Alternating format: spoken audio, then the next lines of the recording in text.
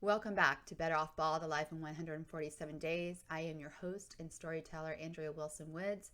Whether you're watching the video or listening to the podcast, I really appreciate you tuning in. And as you know, we're in the home stretch. This is episode 37. There are only 3 more episodes after this one.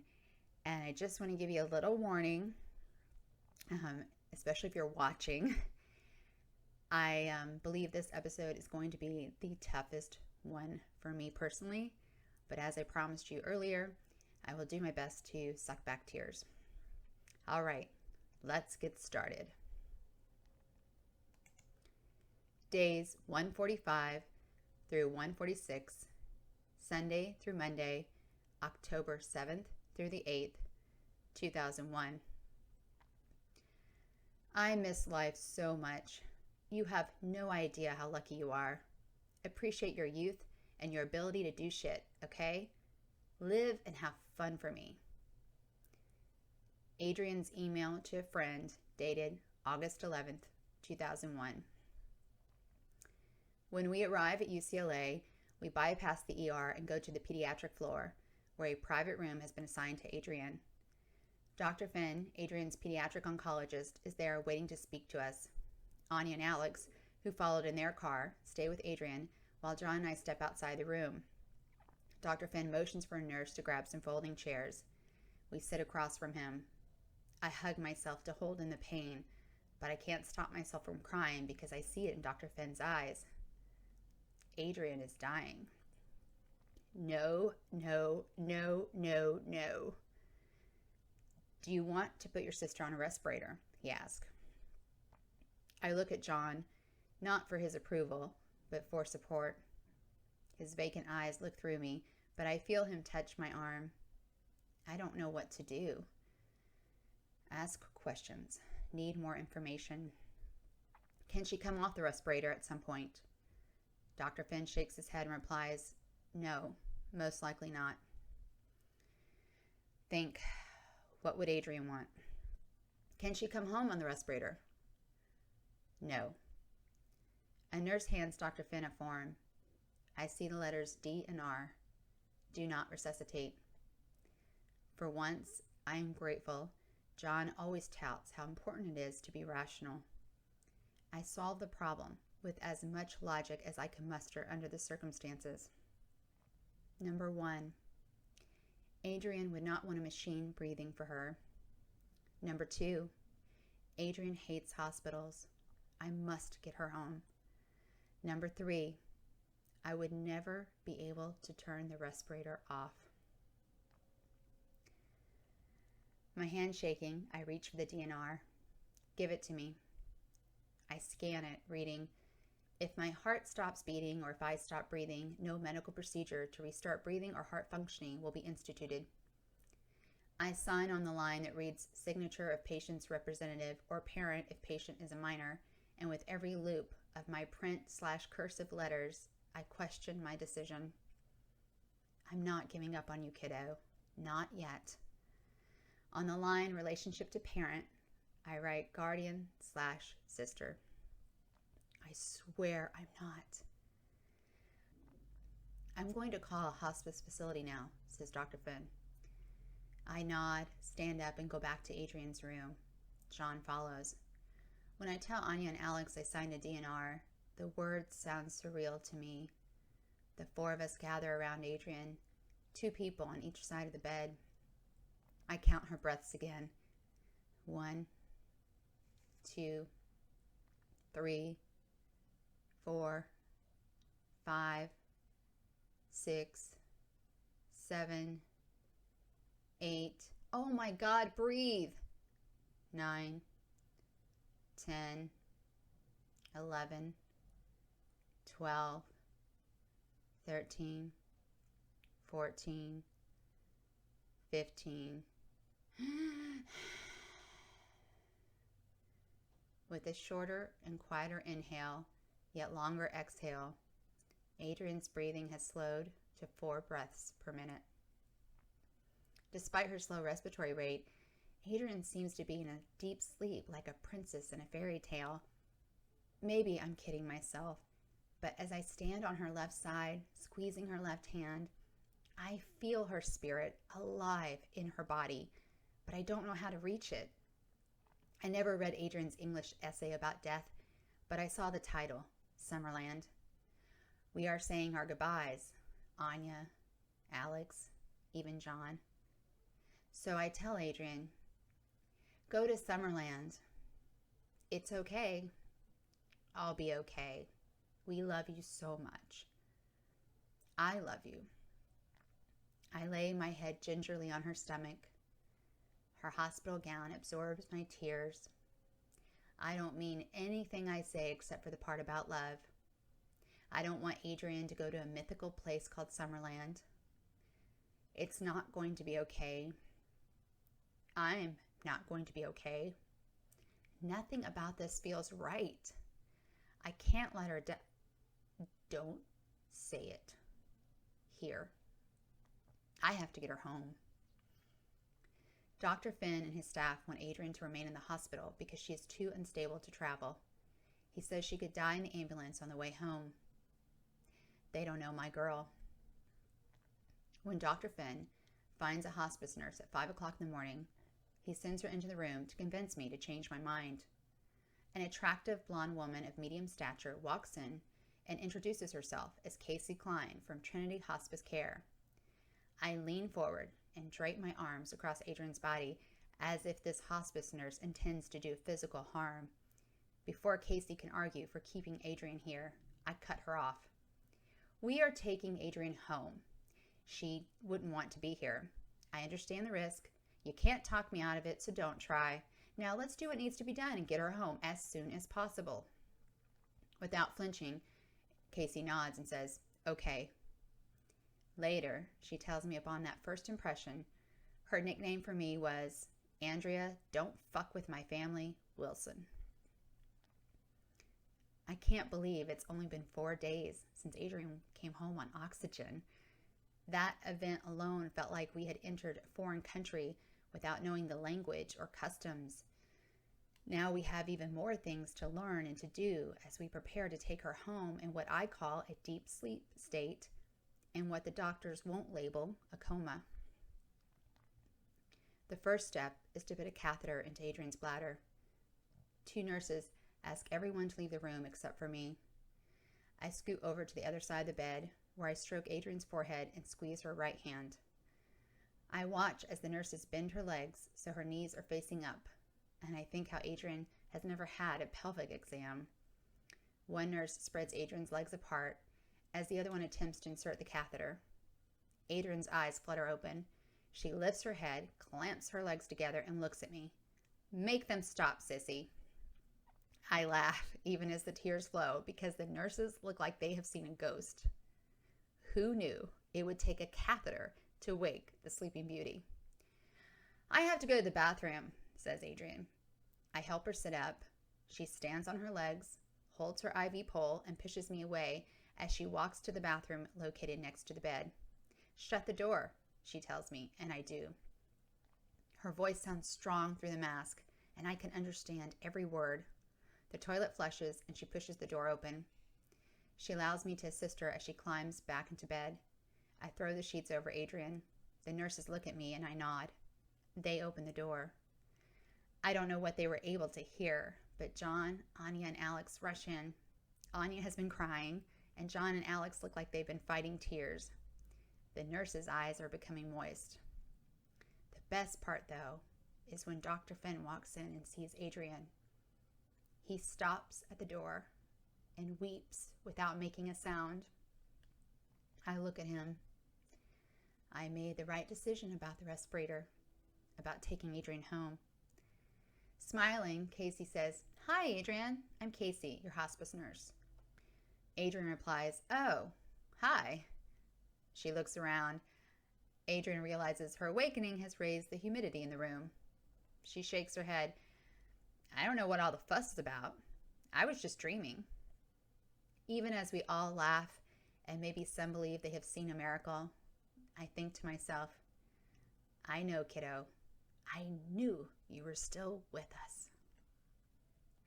Compared to the excitement in the hospital, The ambulance ride home seems dull.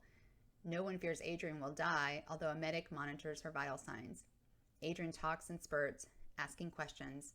How long was I at St. Joe's? When did I go to UCLA? And what time is it now? As we travel northeast, almost into the sunrise, I say a silent thank you for another day with my sister. Because Adrienne's respiratory rate is only 6 to 8 breaths per minute, the oxygen order was increased from 5 to 15 liters per minute. Dr. Finn also sent Adrienne home with a reservoir bag that attaches to her mask. When Adrienne inhales, she draws in 100% oxygen from the reservoir bag. A one-way valve separates her exhaled air, which is released into the air through ports on the mask. Because of Adrienne's decreased respiration and the increased prescription, the compressed oxygen tanks in our living room are no longer a viable option because they won't last. Instead, Continental Hospital Supply installs a larger stationary tank, about 1 foot in diameter, filled with liquid oxygen. Before doing so, a man on the phone asked me 3 times if we have a dryer in our garage, and I assure him we do not. After 2 delivery men set the tank in its place and show me how it works, they attach 25 feet of tubing, which we run from the garage, through John's bathroom, down the hallway, and into Adrienne's room. I make sure it reaches into the living room as well before they leave. When I ask how long this tank will last, one of the men replies, hopefully 5 days, because that thing is heavy. Adrienne stays in the living room drinking water and juice throughout the morning. A few days ago, we had an overbed table custom made for her. John rolls it over next to the chair in front of the television, then he adjusts the height, making it taller. We place a pillow between Adrienne's head, which she cannot keep upright, and the table. I urge her to swallow liquid Tylenol for her ongoing fever, but according to Adrienne, it tastes nasty. John tries to convince her to lie down, but she refuses to. Anya and Alex offer to watch Adrienne so John and I can sleep.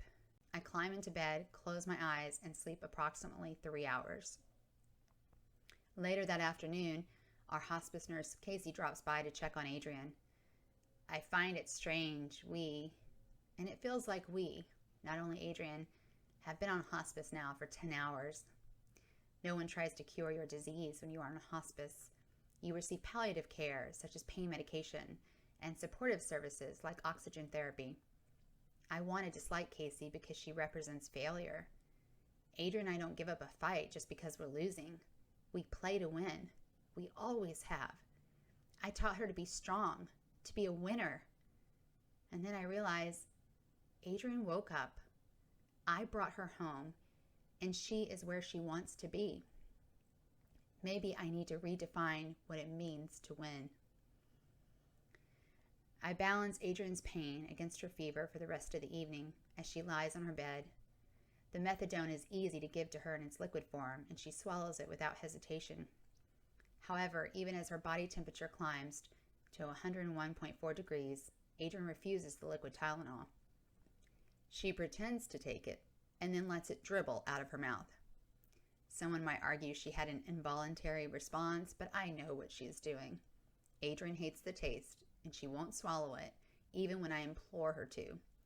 Finally, I soak washcloths in a bucket of ice water, putting them on her head and neck, and redipping the cloths into the ice as soon as they absorb the heat. I cool her body down to 100.9 within an hour. I figure that is the best I can do without using medicine. For the first time ever, John and I decide to sleep in Adrienne's room. We huddle in blankets on the floor, careful not to lie on the tubing that leads to the oxygen tank. In the middle of the night, we hear Adrienne whispering our names. Sissy, Johnny. Our bodies stir, then jerk until we realize she's okay. She wants to talk to us. We climb in bed with her. Pulling her oxygen mask down around her neck, Adrienne reaches for John. She hugs him. I love you guys. John replies, but I can't hear him, for I focus on how clear Adrienne sounds. She's doing this on purpose. Then she turns to me. With unexpected strength, she pulls me into her body with her thin arms and hugs me as if she is absorbing my essence. Holding me, she says, I love you, sissy. Please don't let those be her last words. Not wanting to let go, afraid of what will happen if I do, I respond, I love you too, kiddo. I love you so much. Her body relaxes, and she lies back down. I put her oxygen mask on her face. Although light peeps through the blinds from the street lamp outside, I can't quite see John's face. I wonder what he is thinking. Is he afraid like I am? I listen to Adrienne breathe, and I count again. I remember something she said 10 years ago. I liked it so much I wrote it down. I love you bigger than the ocean, sissy. I love you deeper than the ocean. I love you so much, Adrienne. I wish it could be me. Casey arrives in the morning to guide us through this new stage with Adrienne. I worry about Adrienne's fever, which hovers around 101 degrees. Casey assures me if the heat bothered Adrienne, she would let us know. The first time Adrienne loses control of her bladder, John leaves the room so Casey and I can change the sheets and clean Adrienne up. When she urinates 2 more times, I realize we have to consider other options. Casey suggests adult diapers, but John points out how embarrassed Adrienne would be. I think a catheter would be worse considering her reaction yesterday. Then Casey tells us to keep in mind Adrienne could be in this condition for days, weeks, or even months. I finally agree a catheter might be the best way to go. It's less humiliating than a diaper and easier to clean, but I'm still not sure. Casey says we can use adult diapers until John and I make a decision. This morning, someone from Dish Network is supposed to install our satellite dishes. When the dish guy shows up, I explain to him he needs to put one of the dishes into Adrienne's room, but she is very ill. I watch his eyes as he takes in the scene, the plastic tubing on the floor, the overbed table covered with medical necessities, and Adrienne lying on her bed, looking like a thin, pale, former version of herself. The dish guy stops before walking into Adrienne's room. Are you sure it's okay, he asks. Yes, she's resting. Look, my sister has always wanted MTV too, which is why we chose Dish instead of cable when we moved. Please install it so we can turn it on for her. Okay, he says. He works as fast as he can, and when he finishes, he stops and looks at Adrienne. Then he speaks to John and me. I hope she, gets better. Thank you so much. I usher him out the door, wondering if he has children, and knowing if he does, they will get a special hug from their daddy tonight. Not long after the dish guy leaves, Adrienne sits up and begins throwing her body around as if she's boxing someone in her sleep.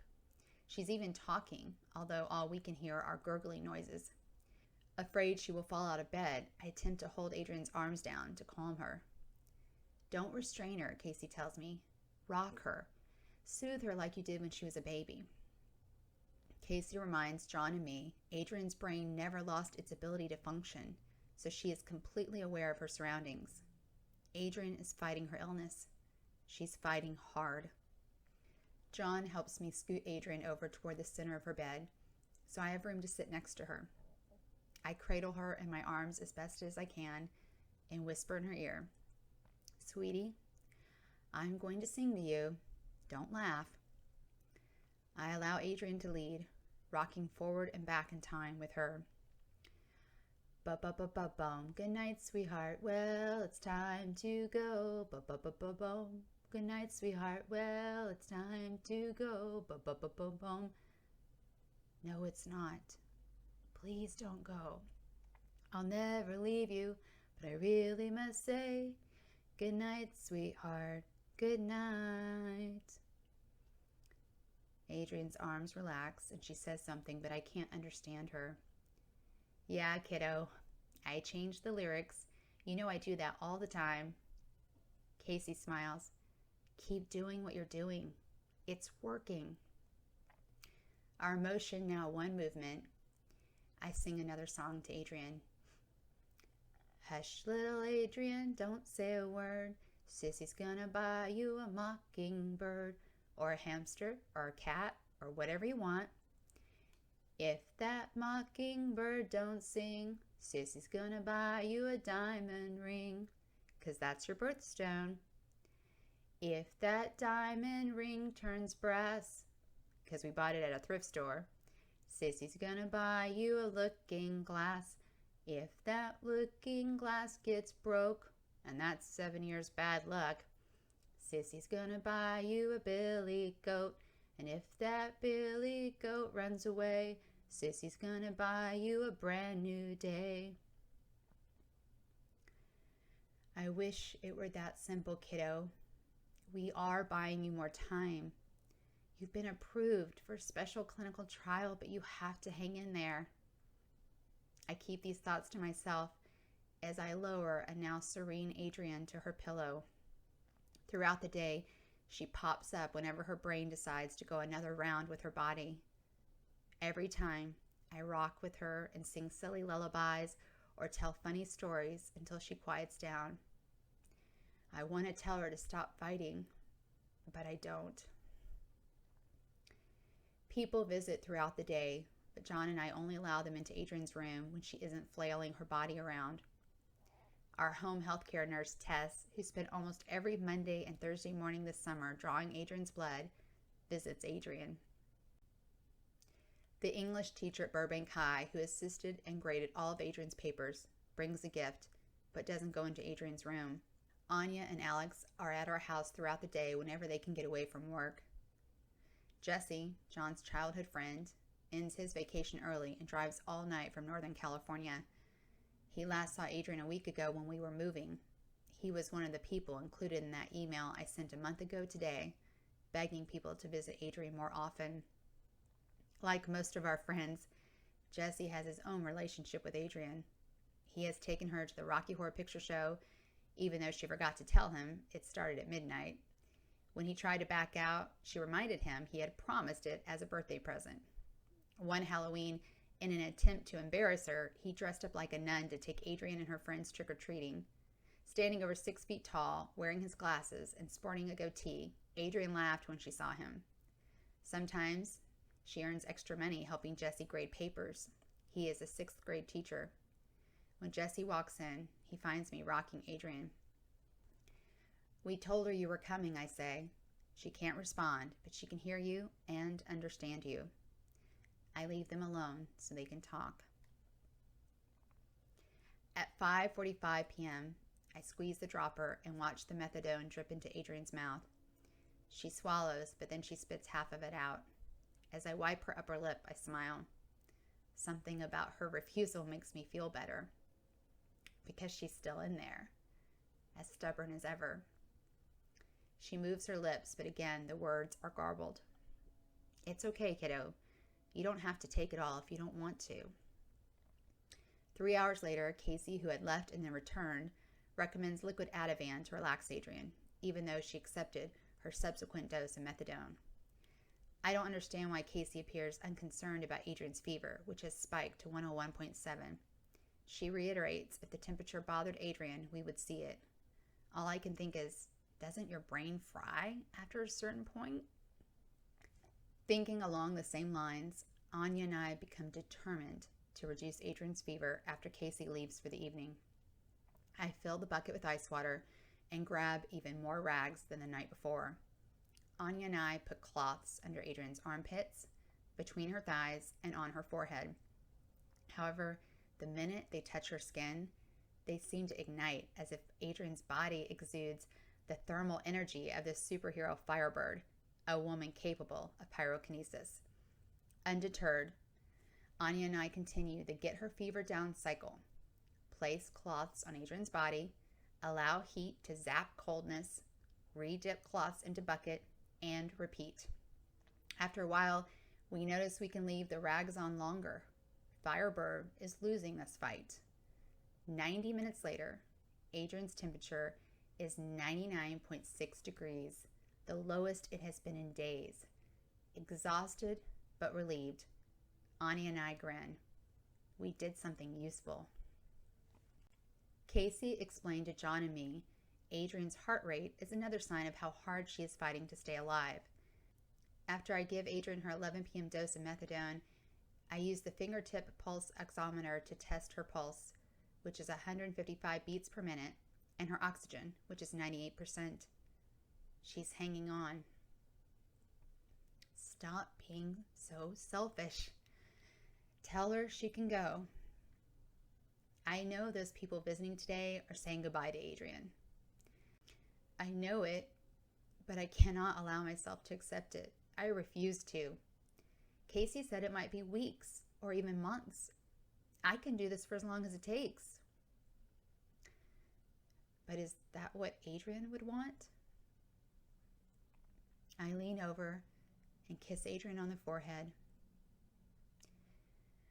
Whatever you want, kiddo, I'll never leave you, no matter what.